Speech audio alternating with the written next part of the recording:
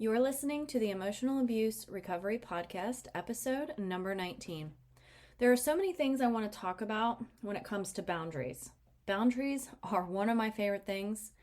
You might laugh when you hear that, but they really are. I struggled with boundaries for years and years of my life, pretty much up until I escaped my abuser, and I still had to practice them even after that. I had no boundaries with anyone in my life, and there was a reason for this. And if you've struggled or still are with boundaries, the reason is probably very familiar to you. I felt a lot of fear and guilt about setting boundaries and saying no, which is a boundary, by the way, and we'll talk about that too. If you struggle with fear and guilt of boundaries, you're going to want to take some notes because I want to share some things with you that can really help you release the emotions that oftentimes go along with this. So if boundaries are something that you've struggled with, then stay tuned because this episode is for you. Welcome to the Emotional Abuse Recovery Podcast, a podcast specifically designed to help you heal after a toxic or narcissistic relationship. This podcast teaches you to use your subconscious mind to go from feeling stuck to set free. In here, you will learn how to use the power of your own mind to free yourself from emotional pain, move forward with confidence, and experience the inner peace you deserve in your healing journey after emotional abuse. I'm your host and subconscious reprogramming coach, Allison Dagny. So let's get started. Okay, so the first thing I want to talk about is why boundaries are different for some people and not others. Why do boundaries feel good for certain people and bad for other people? Why are some people so easily able to say no and clearly set a boundary and other people struggle with it? And here's what I know. There are many, many reasons some people struggle with boundaries and other people do not. But when we figure out the root cause of this, we can work to change it so we can hold boundaries without guilt or even fear. And I say fear because a lot of times guilt shows up in the form of fear. So one reason that might make a person not be able to hold a strong boundary is that they may have never done it before or have never been in the habit of it, or they don't know how to. It could be that they tried to set a boundary once or twice and it didn't work out in their favor, or another person fought them on that boundary and they ended up giving in. If you grew up in a family where your parents or caregivers never allowed you to have boundaries or privacy or any sort of personal autonomy, then boundaries might be really difficult for you as well. In the book Boundaries by Henry Cloud, he says that boundary development is an ongoing process with the most crucial stages of development being in childhood. Exploring this a little can be helpful to understanding what's going on inside of you as to the guilt that you might feel about boundaries. When you were a child, if you feared rejection or abandonment, if you set a boundary or said no, that will be carried with you throughout your life as an adult. If you connected the concept that you're lovable when you behave how they want you to, and you're not lovable when you don't behave how they want you to, you could grow up feeling like boundaries will keep you from being loved. Because in essence, if you set a boundary and go against what someone else wants or what someone else demands or what they expect of you, then of course you're going to feel that way. You aren't behaving. That means you'll associate that with not being loved or with being rejected. Here's another thing. Obedience or good behavior oftentimes equates to safety, especially as children. If we obey, we don't get punished. If we obey, we don't get spanked or abused. If we obey, we are loved and accepted. Another issue we might have faced as kids or even adults is that protecting other people's feelings often resulted in feelings of security. And when this has been your baseline or all you know, of course it makes sense that you will operate like this with guilt or fear of setting boundaries. That's because this is what you know. This is how you were raised. This is your programming. And this is the life in which you've been brought up in. And as adults, we find it difficult because we've not been in the practice of feeling safe with boundaries before. If you were abused as a child or as an adult or suffered any kind of trauma and you weren't allowed to say no or have any choices, then you might really struggle with boundaries. If you were under the control of someone else, then you weren't able to have your own boundaries because the person who is controlling makes all of the decisions. So there's probably a root cause, but we don't actually have to dig up the past in order to change how we operate going forward. So that's a good thing, because I don't know about you, but I don't really like digging up the past. And you might have had a wonderful child with no abuse whatsoever. I didn't experience trauma as a child or abuse if I didn't obey. But I did learn that when I obeyed, when I protected other people's feelings, that I felt more loved and more accepted in my family unit. I avoided punishments and was told what a sweet and good girl I was. But that ended up being a huge disservice to me as an adult. And I did this in my marriage and in all my other relationships too. Another reason that you might not have strong boundaries is because there could be a misconception or a misunderstanding of what boundaries are. A lot of times people think they know what a boundary is, but they have a skewed perception. And if you're not really clear on what a boundary is, it becomes even more difficult to actually set and enforce it. So we're going to talk a little bit about that too. And then the last reason why boundaries can be difficult for some people and not others is because of their subconscious beliefs. And you know, I'm going to talk about this in every single episode because our beliefs create our emotions, which then create our behaviors. So if we're struggling with setting boundaries, the root of that is because of the beliefs that we have. So we are going to dive deep into this area. Okay, so first we need to find out what a boundary is and what a boundary is not. So the way I like to talk about boundaries is that a boundary is you deciding and acting on what you will do. A boundary is a declaration of what you are willing to tolerate or accept from other people. A boundary can also be a declaration of what you're willing to tolerate and accept from yourself. You can make these outward spoken or written declarations to other people, or you can keep them to yourself for your own personal boundaries. All right, so let's talk about what boundaries look like. So an example of an external boundary would be you might refuse to engage in conversation with someone who is yelling or using abusive language. But you can also have internal boundaries for yourself, like not getting on your phone as soon as you wake up in the morning or saying no to a second glass of wine. So you see, boundaries are really just something that you decide for yourself about what you will or will not do. Basically, a boundary is a line that either you have decided you will not cross on your own, or it can be a boundary line that you will not allow others to cross. Now, it's important to understand that we're not trying to control other people with boundaries. We're only in control of ourselves. So if we set a boundary, the boundary is just us saying what we will or will not do. So for instance, if you're talking to someone who tends to use foul language and you really don't like talking with this person when they use this type of language with you, the boundary that you set is that you say, I will not continue the conversation if you continue to use that type of language. You're not telling the person to stop using bad language. You are not trying to control the conversation with what the person says or how they say it. You're just saying, I will not speak to someone if they continue to use this type of language. And a lot of times people confuse boundaries because they think that a boundary is a punishment to other people. But a boundary is not a punishment. A boundary is not you maintaining control of someone else. It's quite the opposite. It's you trying to maintain control of yourself and what you will allow. I've heard this before when people are trying to understand the differences. If someone gives you the silent treatment, that is not a boundary. The refusal to communicate when you don't give in to their demands or you don't behave how they want is an attempt at control, is manipulative, and is called stonewalling. It is not a boundary, it is abuse. Here's another really important thing. The word no is a boundary. If someone tells you what to do and you say no, that is a boundary. If they continue to force or coerce you against your will, they are attempting to break your boundary. You do not owe anyone an explanation of your boundaries. No is a perfectly acceptable answer. So you see, you have the option and choice for everything.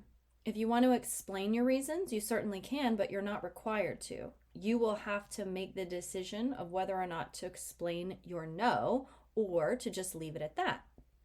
There are all kinds of ways you can say no besides just the word no also, if you choose. No can be no thanks. It can be that's not right for me. No can be that's not something I can commit to. Or it can be a boundary as a declaration of what you will do or what you will not do. Just be aware that when you say more, you open the door. I like this little phrase. It helps me, reminds me about things when I need to get into conversations with people and I need to set boundaries.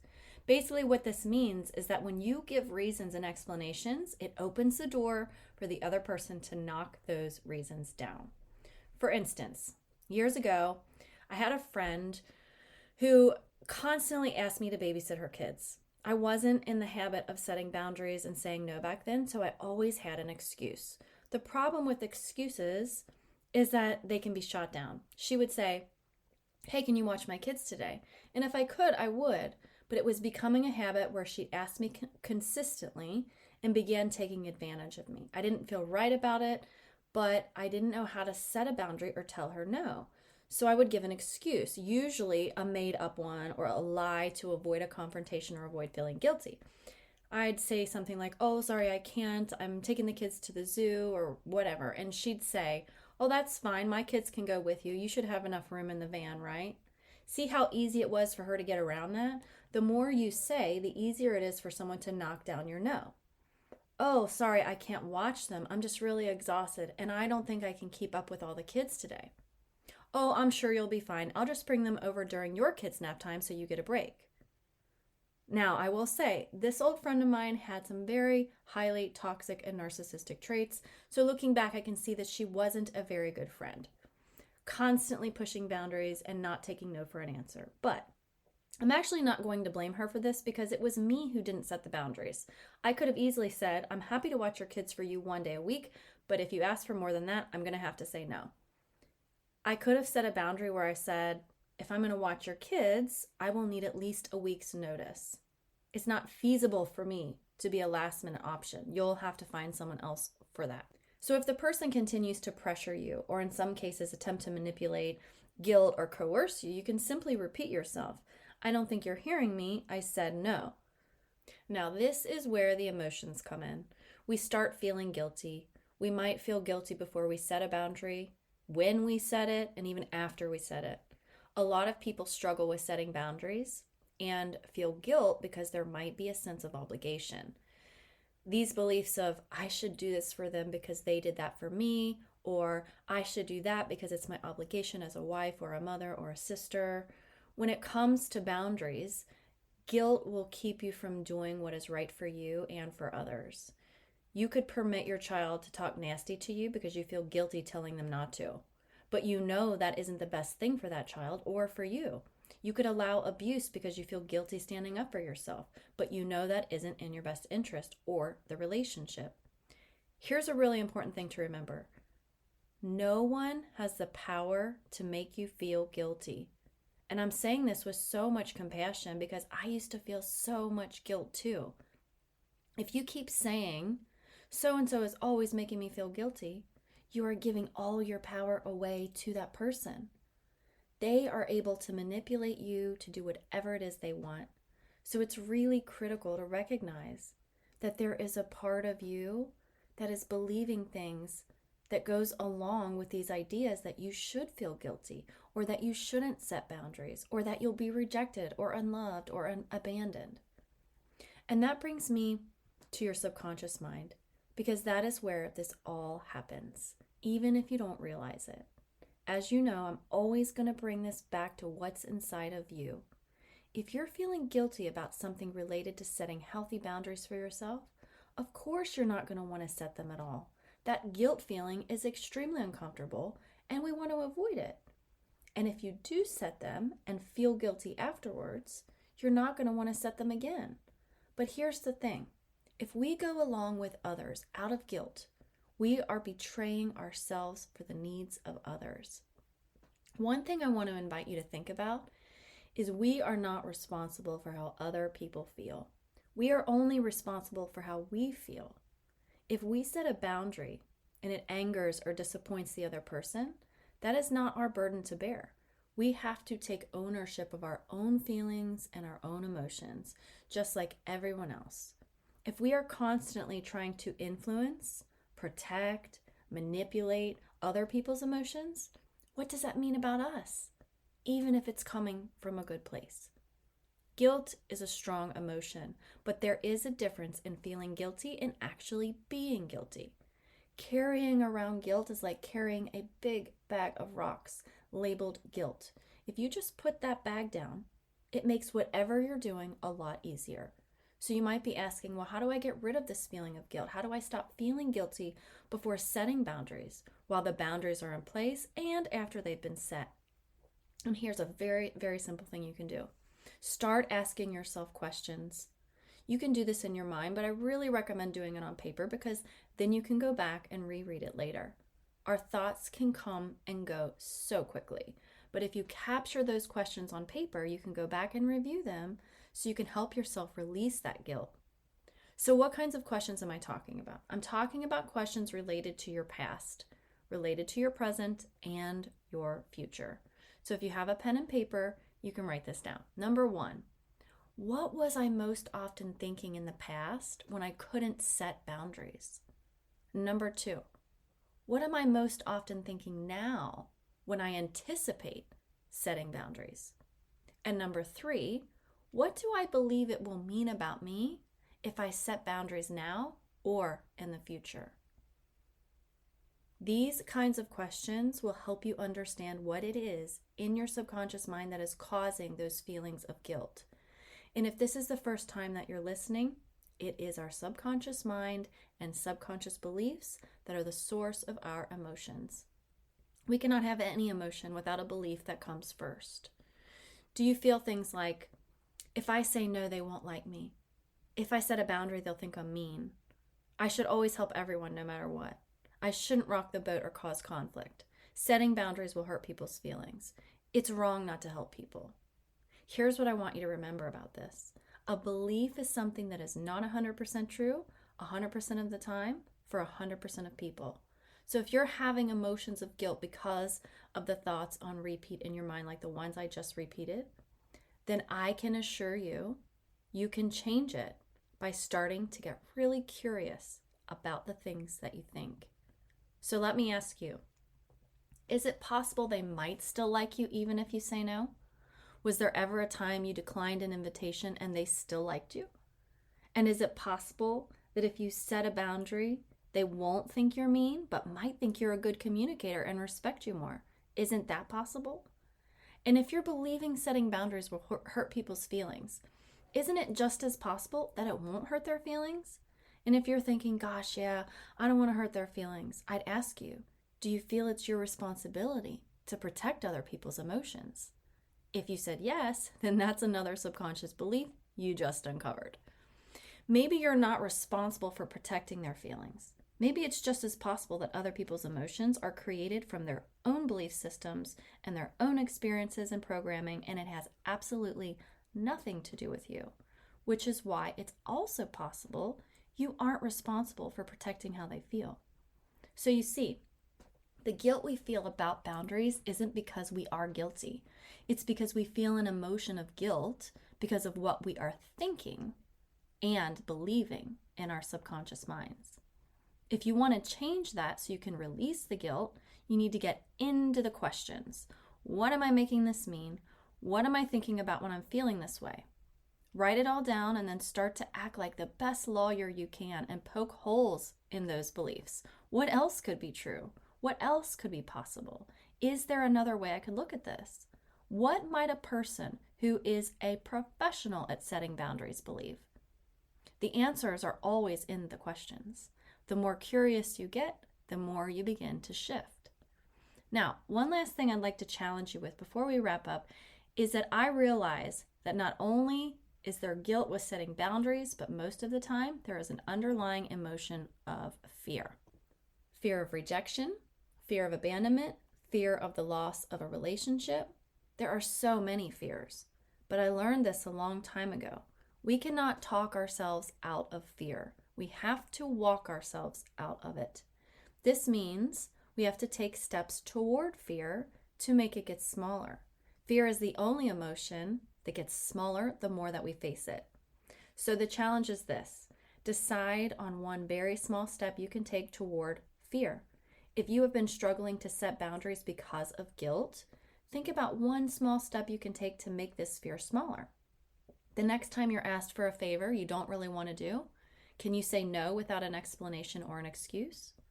If there's been something you've been wanting to create a boundary for but haven't, can you just write it down on a piece of paper and look at it every day for a week until you feel more comfortable with it? You see, this doesn't have to be you getting out there and shouting all your newfound boundaries from the rooftops, locking all your doors and shutting everyone out. No, it can be something very, very small. For me, it's about practice and baby steps. You wouldn't attempt to climb Mount Everest without practicing first. And this is the same. Take small steps. Start thinking about what is causing that guilt and the fear and get really curious about it. This is how you can begin to transform your habits and your behaviors because you are thinking. You're using your subconscious mind and also taking action. And that combination will be really powerful to help you. So remember, the thing that is creating the guilt and the fear when it comes to setting boundaries is whatever you're thinking in your subconscious mind. So if you want to be one of those people who can set boundaries, who can say no, who can do these things without feeling that sense of guilt or that worry or that fear or anxiety, then the first thing you have to do is get to the source. Really get curious about what it is that's going on in your subconscious mind. And then when you can do that, you can begin to challenge those thoughts and release the guilt and the fear so that you can say no and hold boundaries. Thank you for being here with me today in the Emotional Abuse Recovery Podcast. I hope you found value here with me.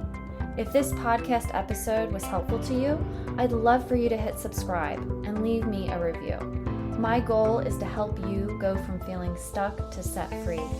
You can find me on Instagram and Facebook, and you can check out whentearsleavescars.com for more resources and information to help you with your own emotional abuse recovery.